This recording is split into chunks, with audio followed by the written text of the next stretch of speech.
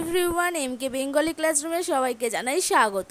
আজকে আমি একটা প্রবন্ধ রচনা দিলাম বিজ্ঞান সম্পর্কে। তোমরা ভিডিওটা শেষ পর্যন্ত দেখো এবং যারা নতুন আছে তারা সাবস্ক্রাইব করে পাশে থাকা বেল আইকনটি অবশ্যই প্রেস করে দিও। তো চলো শুরু করা যাক।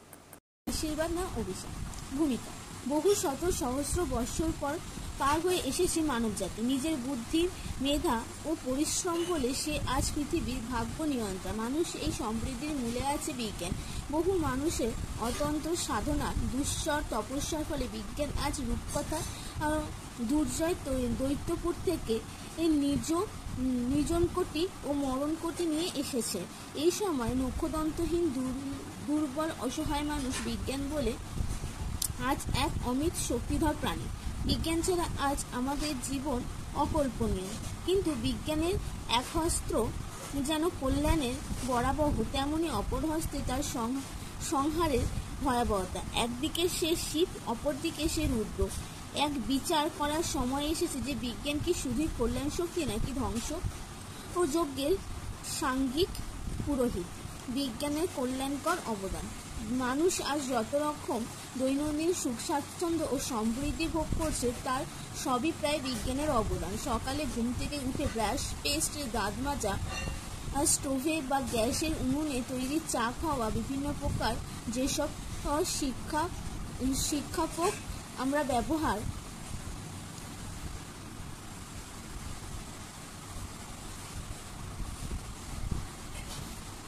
করি, সেই সব যে সব গাড়ি চেপে বিদ্যালয় বা অফিস কাছারিতে যায়, বাড়ির বৈদ্যুতিক আলো পাখা চলে, এই সব গৃহের স্বাচ্ছন্দ্যের উপকরণগুলি সবই বিজ্ঞানের দান।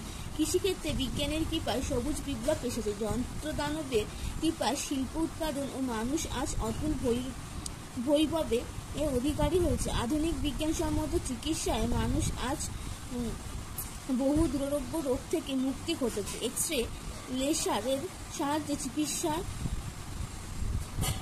অসাধ্য সাধন করেছে। বিজ্ঞানের মহিমায় যোগাযোগের ক্ষেত্রে ঘটেছে এক বিপ্লব। সাইকেল থেকে সুপার সেলিং বিমান, সবই বিজ্ঞানের অবদান। টেলিফোন, মোবাইল ফোন, টেলিভিশন, চলচ্চিত্র ইত্যাদি আশ্চর্য যোগাযোগ ও বিনোদনের মাধ্যম সুমধুর বিজ্ঞানের অবদান। বিজ্ঞান এই সকল কল্যাণের দিকে কথা বিবেচনা করলে তাকে মানব জীবনে আশীর্বাদ স্বরূপ বলে মনে হবে।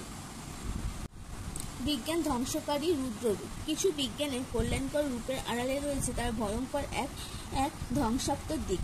রুদ্ররূপী ধ্বংস, দুঃখ, যন্ত্রণা, মৃত্যু দূর এই বিজ্ঞান যুদ্ধ মারাত্মক পৃথিবীর দিকে তাকিয়ে বিষয়টি স্পষ্টতর হবে। ঢাল, তরোয়াল, গদা, তীর, ধনুক ইত্যাদি থেকে শুরু করে পরবর্তীকালে বন্দুক, কামান, সাধারণ বোমা ইত্যাদি সাধারণ বিস্ফোরণ পদার্থ ব্যবহার করা এ যাবৎ যুদ্ধের যত না প্রাণ এবং মানব সভ্যতার ক্ষতি করছে, তার থেকেও অনেক বেশি ক্ষতি করছে দ্বিতীয় বিশ্বযুদ্ধে ব্যবহৃত দুটি মারাত্মক পারমাণবিক বোমাতে। জাপানে 1945 সালে 6ই আগস্ট ও 9ই আগস্ট যথাক্রমে হিরোশিমা এবং নাগাসাকিতে যে দুটি পরমাণু বোমা ফেলা হয়েছিল তাতে তাৎক্ষণিকভাবে মৃত্যু হয়েছিল 1,15,000 মানুষের এবং আহতর সংখ্যা 1.5 লক্ষাধিক। উভয় শহরেই ধ্বংসপ্রাপ্ত এলাকার পরিমাণ ছিল 20 বর্গকিমিরও বেশি। পরবর্তীকালে পরমাণু বিকিরণজাত অসুস্থ আর কয়েক লক্ষ মানুষ। এই বীভৎস ও ধ্বংসাত্মক চিত্র অনুধাবন করলেই বোঝা যাবে সামান্য দুটি ক্ষুদ্র পরমাণু বোমা ধ্বংসাত্মক ক্ষমতা কত ব্যাপক ও মারাত্মক। বর্তমানে এই দুই ক্ষুদ্র পরমাণু বোমার চাইতে অনেক বেশি ক্ষমতা সম্পন্ন হাইড্রোজেন, নাইট্রোজেন বোমা বেশ কয়েক শতক আছে বেশ কয়েকটি দেশের হাতে, যা দিয়ে এই ক্ষুদ্র পৃথিবীকে কয়েকবার ধ্বংস করা সম্ভব। আর এই মানব সভ্যতার বিনাশী পরমাণু অস্ত্র তৈরি করেছে বিজ্ঞান। তাই বিজ্ঞান অনেক মানবতা ও সভ্যতার অভিশাপ বলে মনে করেন। বিজ্ঞানের ক্ষতিকারক দিকের দায়ভার কার? বিজ্ঞানের এই ক্ষতিকারক প্রয়োগের কথা ভেবেই স্বস্তির প্রশ্ন জেগে দোষ কার? বিজ্ঞানের না এর প্রয়োগকারী মানুষরূপী দানবের? এর উত্তর সবাই জানা, সাম্রাজ্য লোভী। পরশবার প্রহরণের ইচ্ছুক শক্তিধর উগ্র জাতীয়তাবাদী ধর্মপাষণ্ড ঘৃণ্য বিকৃত মানসিকতা সম্পন্ন বিবেকহীন নরপুরুষরাই বিজ্ঞানের রুদ্ররূপের প্রদর্শক। তাদের দোষ কোথায় বিজ্ঞানের? বিজ্ঞান তো মানুষের আহ্বান দাস মাত্র। উপসংহার: বিজ্ঞান আমাদের হাতিয়ার। যেভাবে একে প্রয়োগ করা যাবে তার ফলে ভাবেই পাওয়া যাবে। প্রয়োগকর্তার ভূমিকা এখানে প্রধান, বিজ্ঞান নয়। এই তাত্ত্বিক আমাদের উপলব্ধি করতে হবে যে বিজ্ঞান যদি অভিশাপ হয় তার জন্য দায়ী আমরা, বিজ্ঞান বা বিজ্ঞানী নয়।